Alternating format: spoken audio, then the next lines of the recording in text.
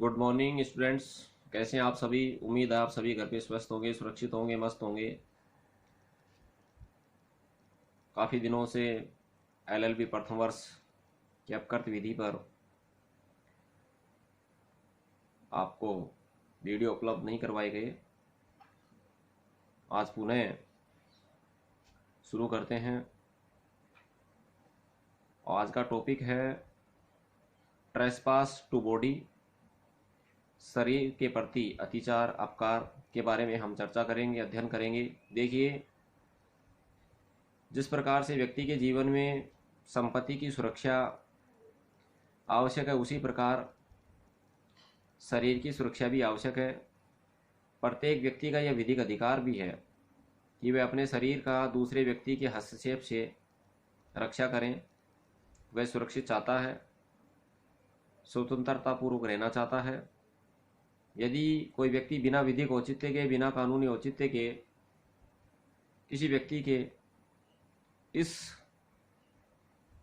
शारीरिक स्वतंत्रता के अधिकार में हस्तक्षेप करता है, आवागमन पर पूर्ण अवरोध करता है, लगाता है, तो ये अपकृत्य के अंतर्गत माने जाएंगे।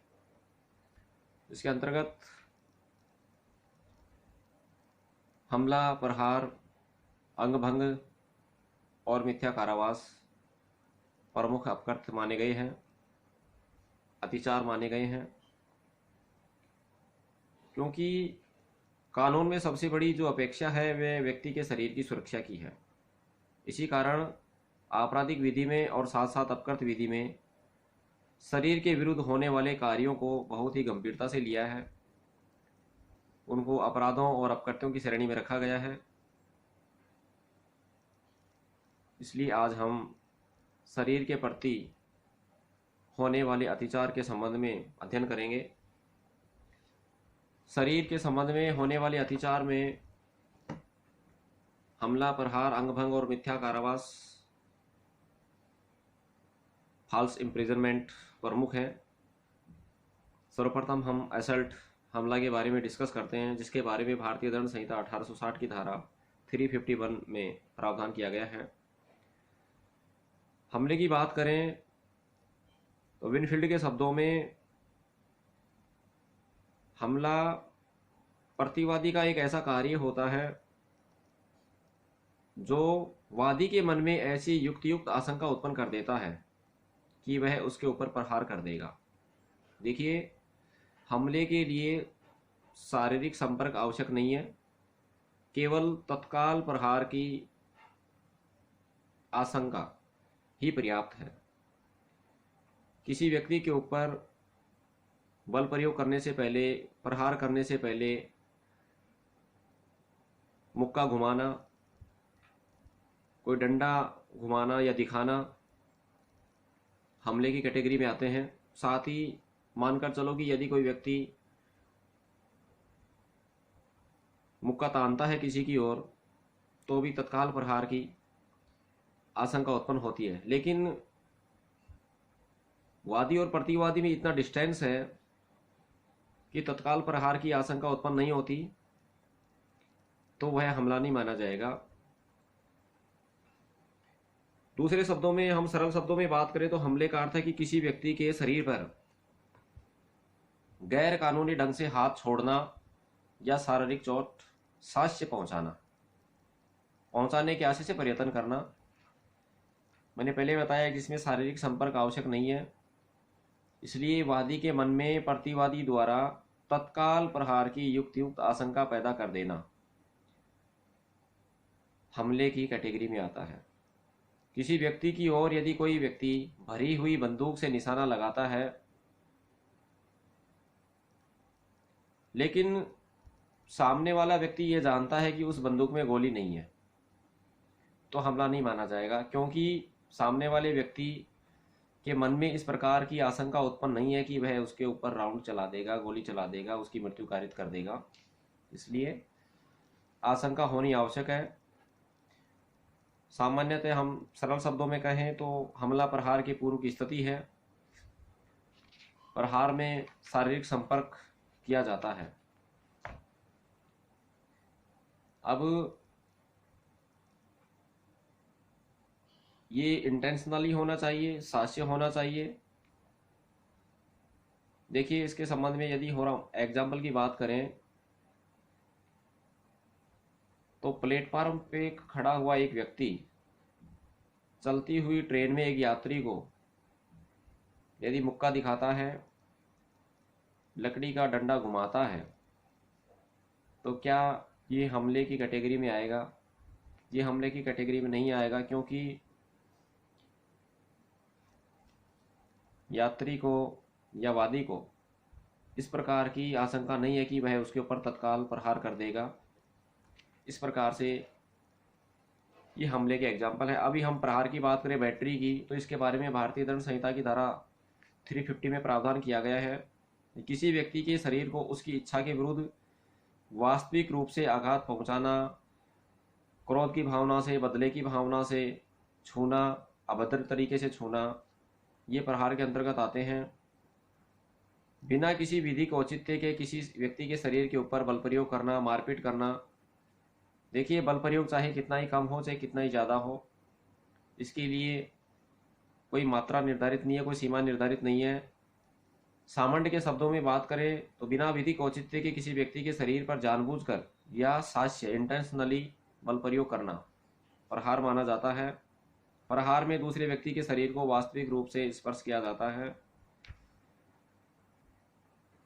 या हम एग्जाम्पल की बात करें तो किसी व्यक्ति के ऊपर पानी फेंक देना भी प्रहार के अंतर्गत आता है। लेकिन किसी व्यक्ति को सचेत करने के लिए यदि छूते हैं तो प्रहार के अंतर्गत नहीं आता। जैसे मानकर चलो कि मार्केट में हिंसक पशु आपस में झगड़ रहे हैं और कुछ व्यक्ति वहां पर खड़े हुए हैं, उनका ध्यान उस तरफ नहीं है, पीछे से वो झगड़ते हुए हिंसक पशु उसकी तरफ आ रहे हैं और कोई व्यक्ति उसको सचेत करने के लिए छूता है, तो ये प्रहार के अंतर्गत नहीं माना जाएगा। इसी प्रकार चलती हुई बस में या ट्रेन में किसी भी वाहन में यदि किसी यात्री को कोई दूसरा यात्री आगे पीछे होने के लिए या कुछ साइड के लिए छूता है, स्पर्श करता है, तो वो भी प्रहार के अंतर्गत नहीं माना जाएगा, क्योंकि ये ध्यान आकर्षण के लिए किया गया कार्य है। इस प्रकार से ये प्रहार के अंतर्गत नहीं माना जाएगा। अब हम अंग भंग की बात करें तो ये भी एक शरीर के प्रति ट्रेसपास माना जाता है, अपकर्त माना जाता है। देखिए अंग भंग उन शारीरिक चोटों या आघातों में माना जाता है जिसमें मृत्यु नहीं होती, लेकिन व्यक्ति जो पीड़ित व्यक्ति है वह अपनी ज्ञानेंद्रियों और कर्मेंद्रियों से वंचित हो जाता है। ये बहुत ही गंभीर आघात होता है। इसमें किसी व्यक्ति के हाथ पांव, पैर हैं, उंगली हैं आदि को अंग भंग कर दिया जाता है, काट दिया जाता है। कोई व्यक्ति मरता तो नहीं है, लेकिन ये बहुत ही गंभीर प्रकार की चोट होती हैं जिसमें वो अपनी ज्ञानेंद्रियों और कर्मेंद्रियों से वंचित हो जाता है। इसके बाद में हम फॉल्स इम्प्रिजनमेंट, मिथ्या कारावास की बात करें। देखिए स्टूडेंट्स, इसके बारे में आपकी विधि की परीक्षा में भी शॉर्ट नोट का एक क्वेश्चन पूछा जा सकता है। मिथ्या कारावास को हम सदोष परिरोध भी कह सकते हैं। इसके बारे में भारतीय दंड संहिता 1860 की धारा 340 में प्रावधान किया गया है। विनफील्ड ने कहा है कि मिथ्या कारावास किसी व्यक्ति की शारीरिक स्वतंत्रता पर ऐसा पूर्ण अवरोध है जिसे विधि द्वारा अभिव्यक्त या विवक्षित रूप से प्राधिकृत नहीं किया गया। अर्थात बिना विधिक, बिना कानूनी औचित्य के किसी व्यक्ति को गिरफ्तार करना या बंद कर देना मिथ्या कारावास कहलाता है।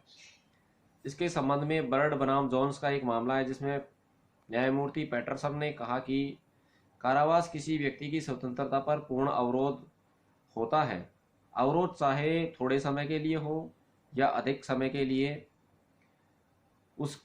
लेकिन अवरोध होना आवश्यक है। अब यहाँ पर प्रश्न ये है कि क्या अवरोध आंशिक होना आवश्यक है या पूर्ण होना आवश्यक है। देखिए अवरोध पूर्ण होना आवश्यक है। यदि किसी व्यक्ति को एक विशेष दिशा में जाने से रोका जाता है और बाकी सारे रास्ते खुले छोड़ दिए जाए तो मिथ्या कारावास के अंतर्गत नहीं माना जाएगा।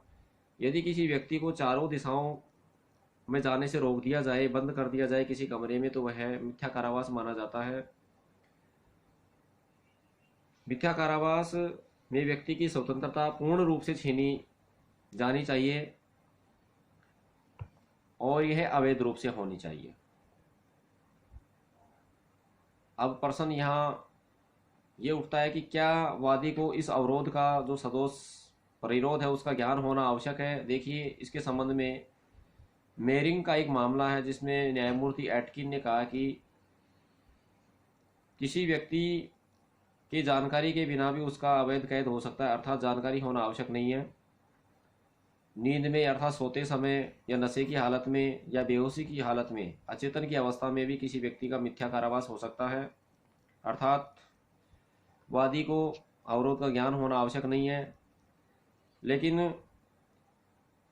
हेरिंग का एक मामला है, इसमें मेरिंग के मामले से भिन्न मत व्यक्त किया और इंग्लैंड की हाउस ऑफ लॉर्ड्स ने तो यह विचार अपनाया कि आवश्यक नहीं है कि वादी को इस तथ्य का भान ज्ञान हो कि वह निरोध में है। इस प्रकार से अलग अलग न्यायालयों के अलग अलग मत हैं, लेकिन निष्कर्ष के रूप में हम कह सकते हैं कि वादी को अवरोध का ज्ञान होना आवश्यक है, तभी वह मिथ्या कारावास माना जाएगा। इस प्रकार से हमने ट्रेसपास टू बॉडी के संबंध में जो 4 टॉपिक थे, हमला, प्रहार, अंग भंग और मिथ्या कारावास के संबंध में चर्चा की, अध्ययन किया। मेरे विचार से इस वीडियो के माध्यम से आप जरूर लाभान्वित होंगे। कोई सुझाव हो तो कमेंट बॉक्स में लिखें। वीडियो पसंद आए लाइक करें, शेयर करें, सब्सक्राइब करें। आज के लिए इतना ही, अगले वीडियो में वापस मिलेंगे। थैंक्स।